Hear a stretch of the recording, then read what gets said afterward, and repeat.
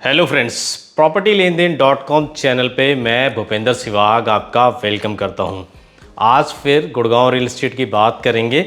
इससे पहले 2 वीडियो बना चुके हैं रियल एस्टेट पे गुड़गांव के, और गुड़गांव रियल एस्टेट में क्या चल रहा है उसका पूरा कॉन्टेक्स्ट और सब कुछ समझा चुके हैं। बट उससे थोड़ी सी कन्फ्यूज़न फैल गई है, हमारी वीडियो से नहीं फैली है, वो जिससे फैली है वो मैं बता देता हूँ। दरअसल बहुत सारे अपने यूट्यूबर भाई हैं, मुझे उससे कोई दिक्कत भी नहीं है। उन्होंने कंटेंट को इंस्पायर हुए हमारे कंटेंट से या कॉपी कर लिया। कंटेंट तो कॉपी कर लिया, एग्जाम्पल मारुति का दिया था वो भी कॉपी कर लिया, बट वो कॉन्टेक्स्ट नहीं कॉपी कर पाए। तो मुझे लगा कि उस कॉन्टेक्स्ट को फिर से आपको बताना चाहिए, आपके सामने मुझे आना चाहिए और गुड़गांव रियल एस्टेट पे बात करनी चाहिए।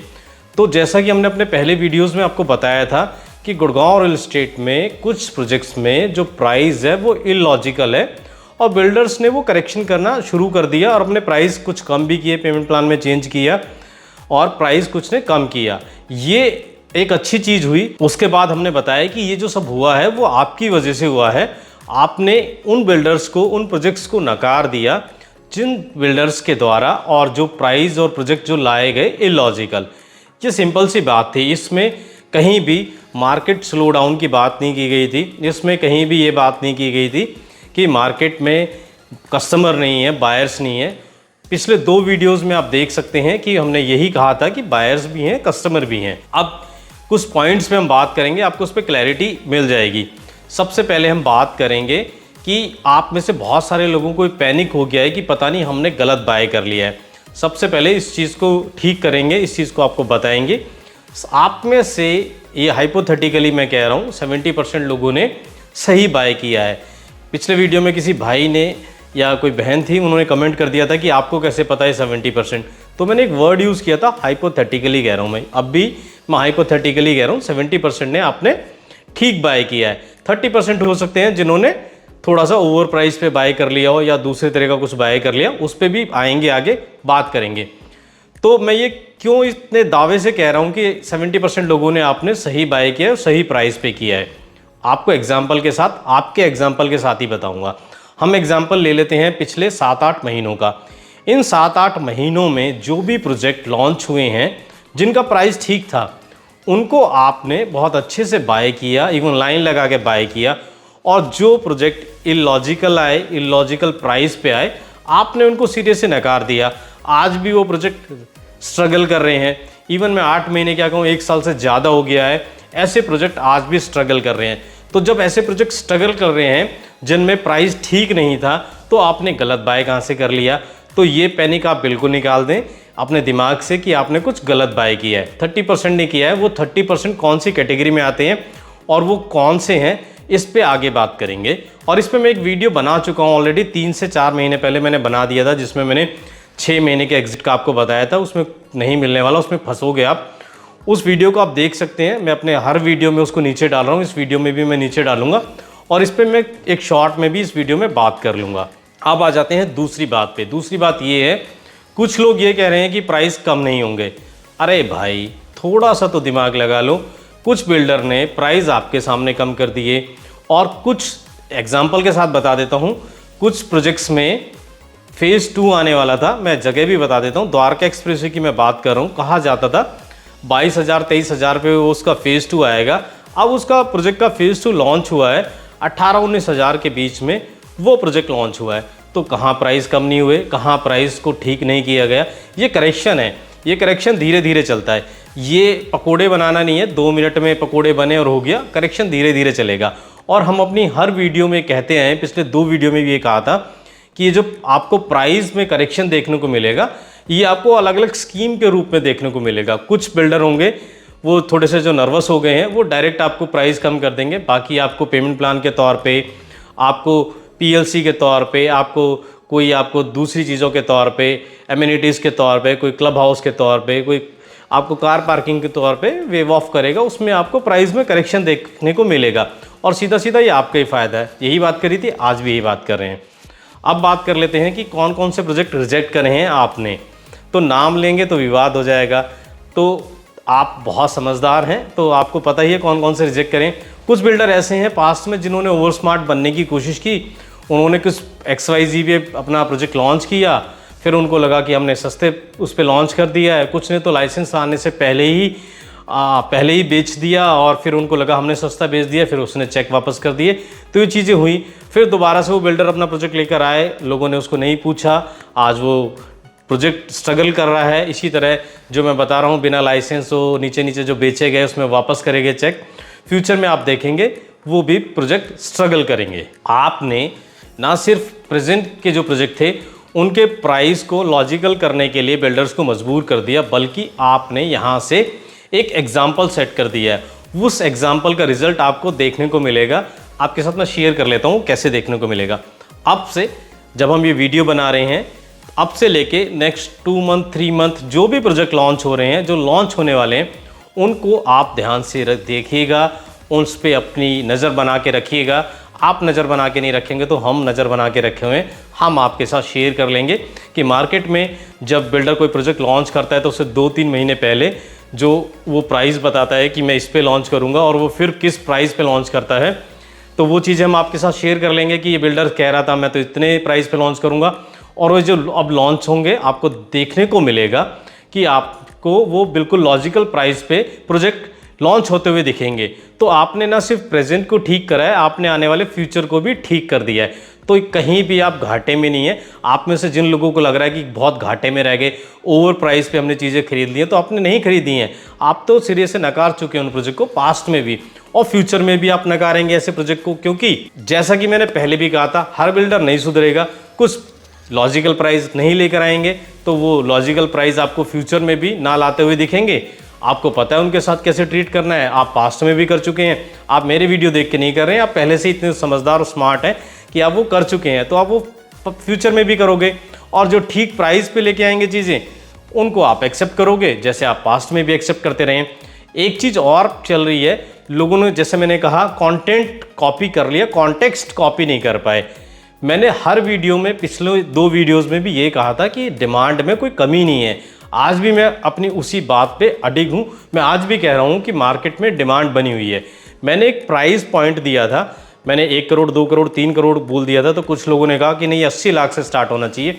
तो आपकी बात को मैं एक्सेप्ट कर लेता हूँ, आपके फीडबैक को मैं एक्सेप्ट कर लेता हूँ। तो मैं कहता हूँ कि 80 लाख से स्टार्ट होकर 1 करोड़ 1.5 करोड़ 2 करोड़ 2.5 करोड़ तक की प्राइस रेंज में अगर कोई प्रोजेक्ट आज भी लॉन्च हो जाता है तो आप देखेंगे उसको कितना सक्सेसफुली वो बिकेगा।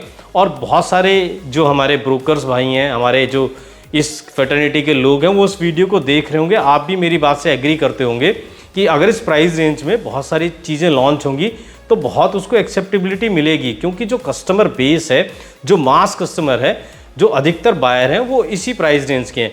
उसके बाद 3 करोड़ से लेके 4 करोड़ 5 करोड़ 8 करोड़ वो बायर भी एग्जिस्ट करते हैं। ऐसा नहीं है वो बायर नहीं है, वो बायर एग्जिस्ट करते हैं। तभी पास्ट में डीलक्स जैसे और दूसरे जो डेवलपर्स हैं उन्होंने अपने प्रोजेक्ट्स को सेल किया है। और इन प्रोजेक्ट्स की मैं बात कर रहा हूँ, इसमें जो बड़े साइज़ हैं वो आप 10% 20% लेके आएंगे। जिनका बजट इतना है, जिनको इतने बड़े साइज़ की रिक्वायरमेंट है, वो एब्जॉर्ब हो जाएगी। अगर आप सारे ही साइज़ इस तरह के लाने लगेंगे तो वो कैसे चलेगा, क्योंकि मास को तो छोटा साइज़ चाहिए और उसको बजट में भी चाहिए। हम पहले भी बात कर चुके हैं कि इलॉजिकल साइज़ भी लेकर आ रहे थे, तो साइज़ भी आपको ठीक देखने को मिलेंगे। मैं इस बात को बार बार दोहरा रहा हूँ। कुछ लोग ये कह रहे हैं कि 15,000 से नीचे अगर कोई कुछ लॉन्च करता है तो उनको ऐसा शक है कि 15,000 से नीचे अगर कोई कुछ लॉन्च करेगा तो वो बिल्डर उसको पता नहीं बना पाएगा, नहीं बना पाएगा। आपकी बात को हम मान लेते हैं, सहमति दे देते हैं आपकी बात को, पर आपसे एक कन्फर्मेशन हम चाहते हैं कि अगर 15,000 से नीचे फ्यूचर में कोई लॉन्च करता है तो आप पब्लिकली ये बोल दीजिए कि मैं उस प्रोजेक्ट को सेल नहीं करूँगा, प्रमोट नहीं करूँगा, बेचूंगा नहीं। हम आपकी बात को मान लेंगे। वैसे मैं इस चीज़ से एग्री नहीं करता, लेकिन आपने जब कहा है तो कर लेते हैं थोड़ा बहुत एग्री। अगली बात ये है कि किन लोगों को ऐसा लग रहा है कि वो फंस गए हैं और कौन लोग फंस गए हैं, उस पर बात करेंगे। जैसा कि मैंने कहा, कुछ प्रोजेक्ट इलॉजिकल प्राइस पे लॉन्च हुए थे, उसमें कुछ लोगों ने बाइंग की है। वो लोग थोड़ा अपने आप को फंसा हुआ महसूस कर सकते हैं, बट अगर लॉन्ग टर्म में देखें 5 7 साल 4 साल, तो अगर आप उस प्रॉपर्टी को इतने दिन तक होल्ड करके रखते हो तो आपको उस पर रिटर्न मिलेगा। ऐसा भी नहीं है कि आप उसमें फंसे हुए हो। फंसा हुआ कौन है, उस पर बात कर लेते हैं। फंसा हुआ वो है जिसने सोचा था कि वो किसी भी प्रोजेक्ट में एंट्री करेगा, 25-30% उसमें पेमेंट करेगा, उसके बाद एग्जिट ले लेगा, फिर दूसरे प्रोजेक्ट में ऐसे ही करेगा, फिर तीसरे में ऐसे ही करेगा। ऐसे कर करके उसने 3-4 प्रोजेक्ट में अपनी इन्वेस्टमेंट कर दी है और उसकी पॉकेट इतनी डीप नहीं है कि उसको उनको होल्ड भी करना पड़ गया तो उसको होल्ड कर सकता है। ऐसे में डिस्ट्रेस डील का नाम सुना है, ऐसे लोग फिर डिस्ट्रेस डील करके निकलना पड़ता है क्योंकि उनके पास पेमेंट का पूरा जुगाड़ नहीं रहता है, पेमेंट का उनके पास पूरा पैसा नहीं रहता है, तो ऐसे लोग फंस सकते हैं। मैं शुरू से ही ये कहता आया हूँ, मैंने जैसा कि बताया, अब 4 महीने पहले वीडियो बनाया था, 6000 लोगों ने देख लिया था, मेंबर्स के लिए मैंने वो कर दिया था, फिर मैंने दूसरा बार उसको पब्लिक कर दिया है। अभी भी आप अगर ऐसा सपना पाले हुए हैं कि आप गुड़गांव रियल एस्टेट में आके 30% में एंट्री करके एग्जिट करके निकल जाएंगे, तो ऐसा होना मुश्किल है। ऐसा मैं बिल्कुल नहीं कह रहा, नामुमकिन नहीं है, नामुमकिन कुछ भी नहीं है। आप बहुत स्मार्ट हैं या आपने किसी बहुत स्मार्ट ब्रोकर से बाय किया है जो आपको एग्जिट दे देगा, तो मेरा तो आपको एडवांस में आपको बेस्ट विशेज़ हैं, कॉन्ग्रेचुलेशंस हैं आपको। लेकिन मैं 90% जनता और 90% लोगों की बात कर रहा हूँ। आप ऐसा फंस सकते हैं या ऐसा जिन्होंने करा वो फंसे हुए हैं।